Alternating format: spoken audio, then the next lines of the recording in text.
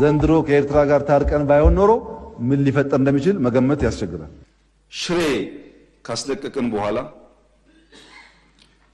የኤርትራ ጦር ከኋላ ኋላ ተከትሎ ሽሬ ገብቶ የአንዳንድ ሰዎችን ግለሰቦች ቤት ማፍረስ ፎቅ ማፍረስ ሲጀምር ጸብ ተጀምሯል።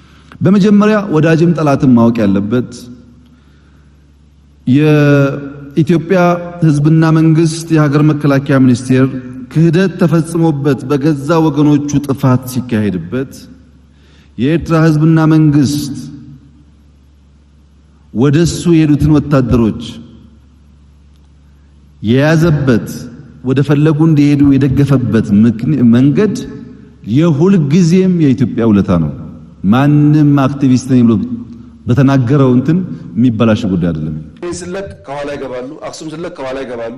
አሁን መቀሌ ስንገባ ደግሞ ገብተው ትልቁን ከተማ ዳሜጅ ያደርጋሉ ብለን ከነሱ ጋር ከአሁን በኋላ ከወቅሮ እናልፋለን ብትሉ ወያኔ ትተን ወደ እናንተ ነው የምንዞረው ውጊያው ብለን ውቅሮ ላይ የሚጠብቅ ፎርስ አስቀምጠን ነው መቀሌ የገባ ነው እንዳያልፉ ማለት ነው።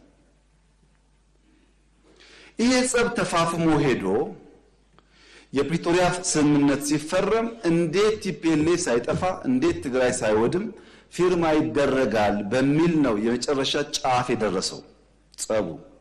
ሶም ደግሞ እንደ ምርኮኛ ሳይቆጥሩ እናውጣዋለን ስንል የፈቀዱበት መንገድ ከፍተኛ ምስጋና የሚገባው ነው። የትኛውም ጎረቤት ሀገር ቢሆን ይሄን በቀላሉ ያደርገው።